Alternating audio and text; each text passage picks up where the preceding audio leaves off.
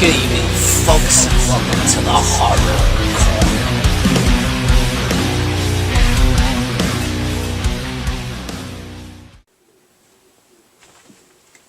Dr. Potter!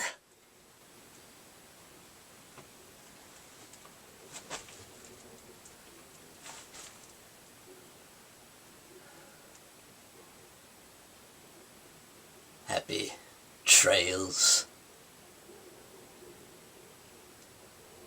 Good evening, folks, and welcome to the Horror Corner. I'm your host, Sean Patrick Erschen. This week we are doing another movie review.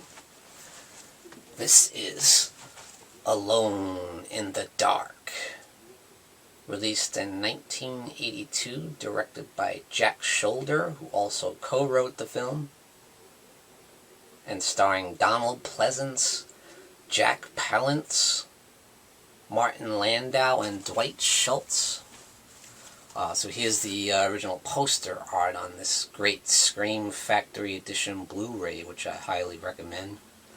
Certainly that caters to the slasher subgenre, which this certainly fits right in with. So yeah, Alone in the Dark, released in 1982. During the slasher boom of the early 80s, which kind of started in 1980 and then probably reached its height in 1981, I would say, and then, kept going until 82, 83, 84, so on and so forth.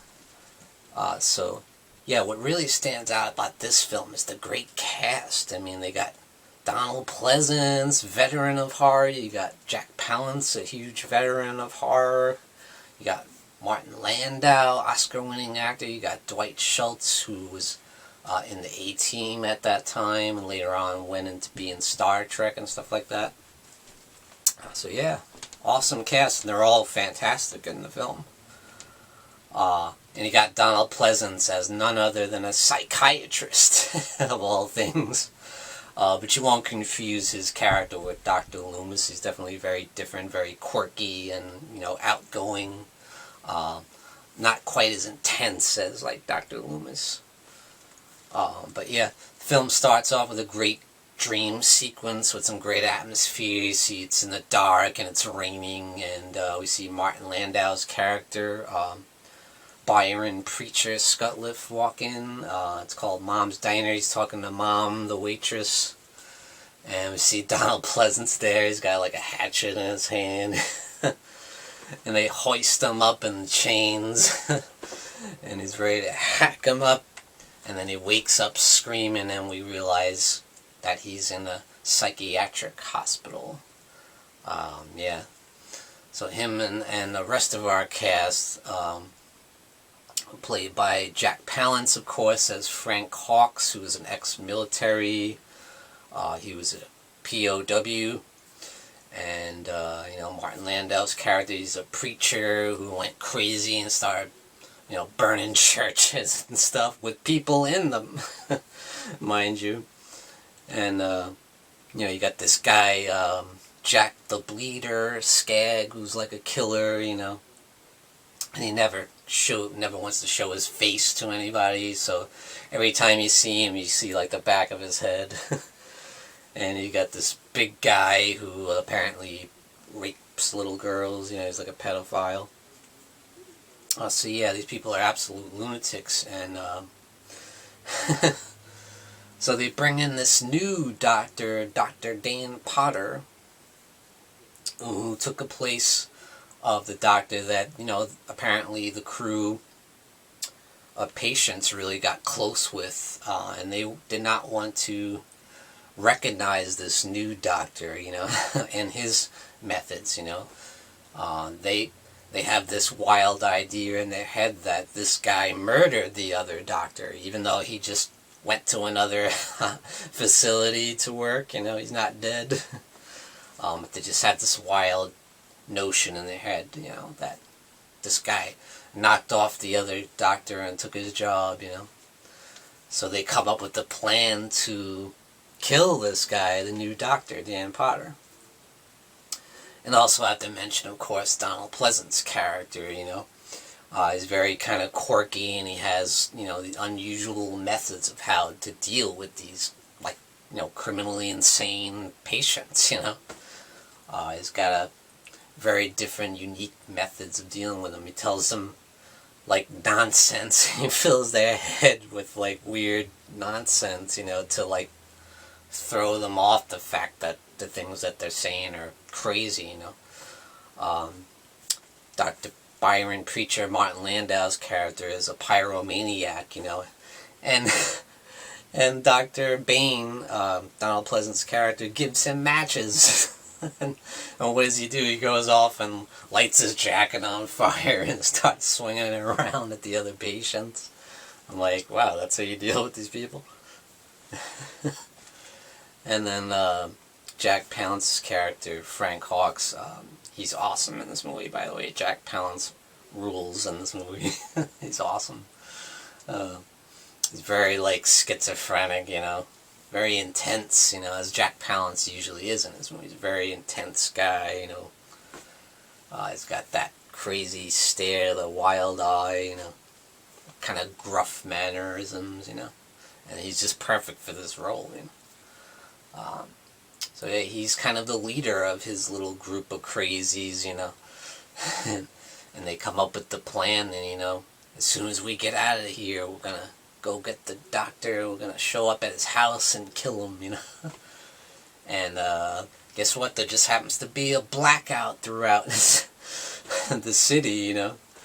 And their whole system is run by electricity in this facility, you know, the things that keep them locked in at night, that locks the windows and the doors at night, you know, is controlled by electricity. So the electricity goes out, so anything can happen, and it does. They're able to escape.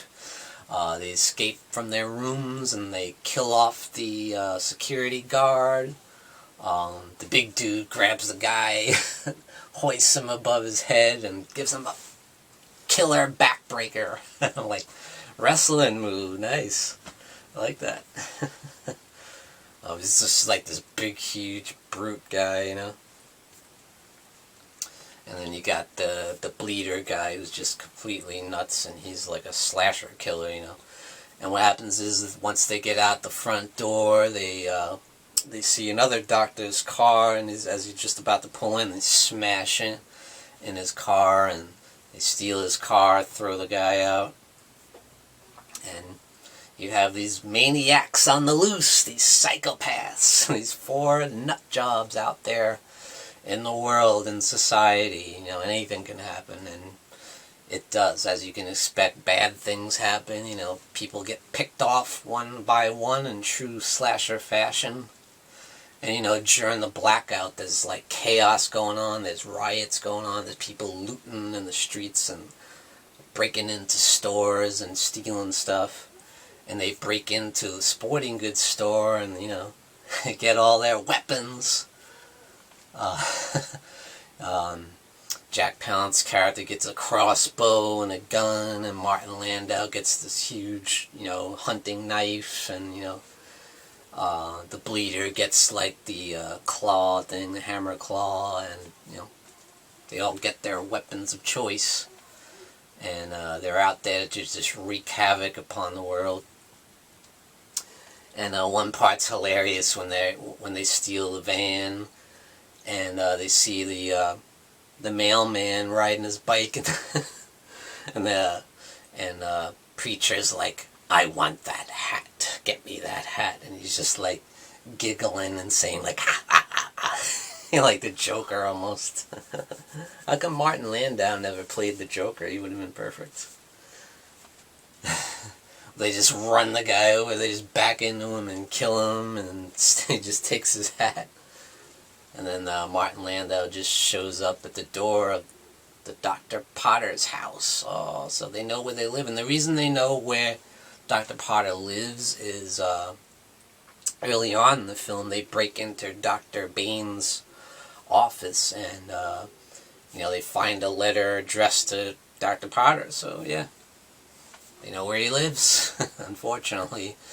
And you know, Dr. Potter has a whole family. You know, he's got a young daughter, He's got an older daughter who's kind of loopy. You know, she just came from the psychiatric hospital herself, I believe. You know, so she's a little loopy. She's into punk rock, and you know, we see her moshing at the punk rock show, and it gets crazy. That's a real fun scene, though.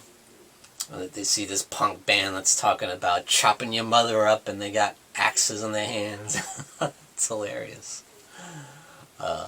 But yeah, I highly recommend this movie. This is a very highly entertaining slasher film. It's got a really cool, like, unique premise for a slasher movie.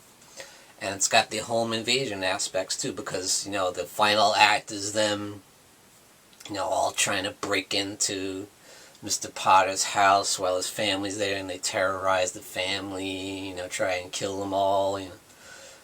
So that at that point it becomes like a home invasion horror. So, you know, it's equal slasher movie, serial killer movie, you could say. It's also the home invasion, so, you know. You got great practical effects, too. The gore effects, I believe, were done by Tom Savini, you know. So, yeah, awesome gore effects. And one of the killers, I have to point out, wears a hockey mask. And this was filmed in 1982, the same year that Jason Voorhees got his hockey mask in Friday the 13th Part 3. So, who came out with that first? I'm not sure. You gotta do some research on that. Who came up with that first? You know, guys wearing a goalie mask when they kill somebody. and that's the bleeder, by the way, John Skagg. But yeah, I just love the concept of these four maniacs on the loose out in society, you know. And you got such an awesome cast. You got awesome performances all around, especially Jack Palance. This might be my favorite performance by Jack Palance, and that's saying a lot because I love Jack Palance. He's a great actor. So yes, definitely highly recommend Alone in the Dark from 1982. Definitely run and get the Scream Factory Edition if you can, the Blu-ray. All kinds of great special features. Just an awesome, awesome movie. And thank you for joining me, Sean Patrick Erschen, in the Horror Corner. Tune in and stay scared. Folks, don't forget to grab your Sean Patrick Erschen gear and represent the Horror Corner. Also, check out these awesome mugs we have, perfect for your coffee. And definitely check out the Horror Hangout live stream t-shirt and represent the legacy of the Horror Hangout. Check out the link in the description below this video.